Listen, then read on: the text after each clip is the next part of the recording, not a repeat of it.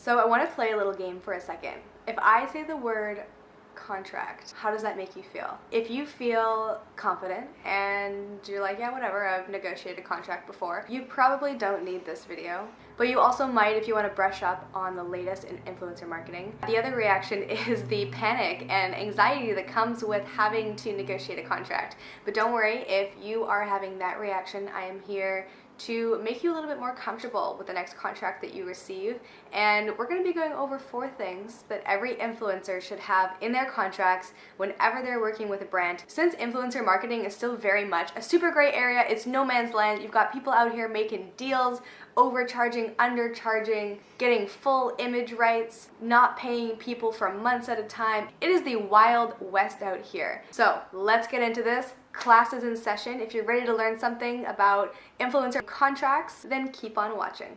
Alright, so the very first thing that we're going to cover when you're going over or creating your influencer contract is something called the scope of work. So this is also referred to as deliverables, and it's basically outlining exactly what you're going to be doing for a brand, because this is an area that you don't want to leave vague. Imagine you've signed on the dotted line, you're ready to start working with a brand, they've sent you the product, you create a photo, you send it to them for approval, and they go, well, I thought we were going to get a video.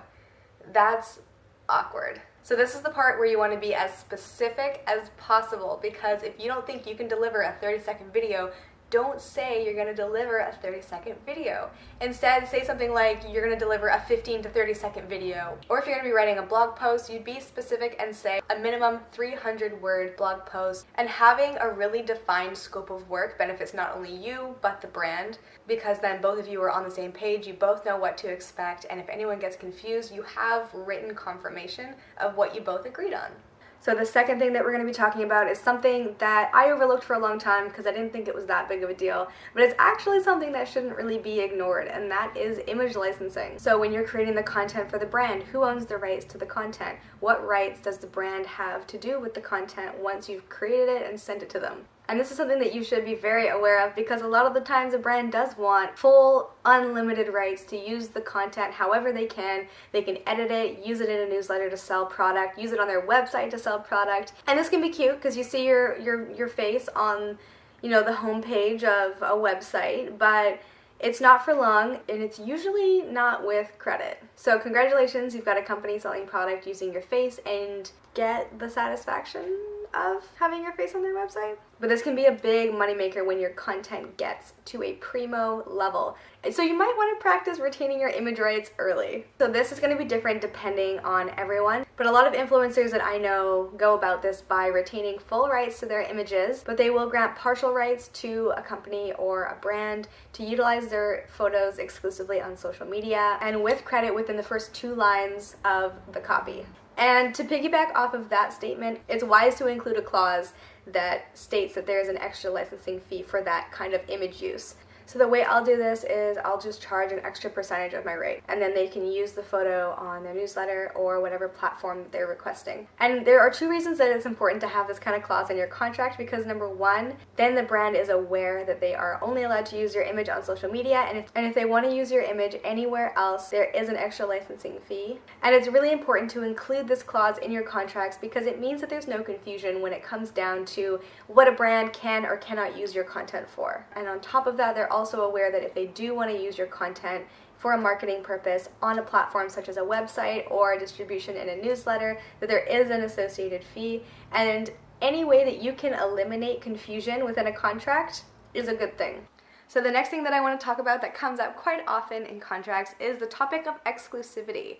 It's brands not wanting to be featured with competing brands, which makes sense. If you're working for a beauty company, for example, Maybelline, they don't want any L'Oreal in the shot, and that is understandable because they're paying you to create content for Maybelline, not L'Oreal. So exclusivity is nothing to be afraid of. In fact, on a case-by-case basis, it's fine. Actually, it's expected. Of course, a brand doesn't want a competing brand in the shot, but it's when brands start asking you to remain exclusive to them for longer periods of time. So for example, if you post about Apple today, but for the next 30 days, they don't want you promoting any other mobile companies. So before you sign on the dotted line, realize that by accepting that, you're also agreeing to potential loss of earnings. So, you know, down the road, if within that 30-day period, you've got another mobile company coming to you, Samsung, their direct competitor, who wants you to create content for them as well, you would have to say no and turn down that deal, turn down that money, because Apple wants you to remain exclusive. So there are one of two things that you can do in a situation like this. So either one, you counter and request a higher compensation rate, or two, just negotiate that there is no exclusivity beyond the post. If a company wants your exclusivity, they gotta pay for it.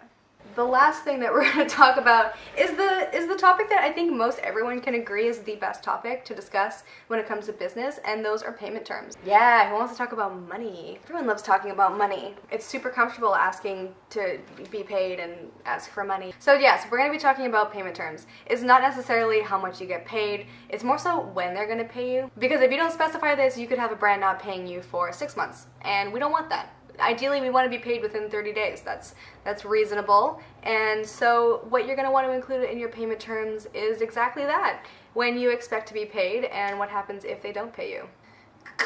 So a lot of the times the expectation is a net 30, and this means that 30 days from the day that a brand receives your invoice, you're gonna get paid. Which leads me to my next point of when you should be sending the invoice. Is it when you accept the deal? Is it when you receive the product? Is it when you complete the content? Or is it when you post the content? Some brands will have preferences. They'll want to pay you 30 days after you post the content. Sometimes brands can't help it and they're part of a larger corporation and they are, you know, they have to depend on the accounting department who doesn't do direct deposit. They only write checks and they have to wait until the end of the month, and then the check and then the check takes 2 weeks to arrive. It's like, you got to be willing to be flexible with these kind of things, because a lot of the times you're going to be walking into someone else's structure and you got to understand it's not always going to fit yours.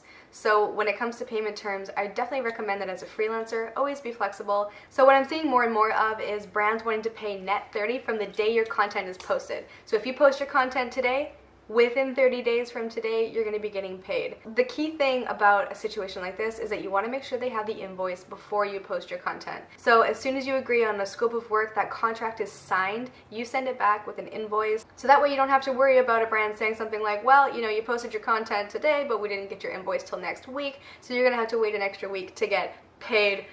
No thank you. Just send it when you sign the contract, and then just create your content, wait your 30 days, and then you get your money. Alright you guys, that is all the information that I have for you. I love passing along this education to my fellow creators and influencers. But can you see that I'm glowing from sharing all this knowledge? I hope you learned something new today. I hope you feel a little bit more empowered, less panicky when you hear the word contract. And I'm just here to make sure that your next brand deal is going to be a win-win and everyone's going to leave happy. And yeah, if you have anything to share down below, I welcome all comments down in that comment box. Alright, that is it for this video. Goodbye, and I will see you next time. All this time, I didn't know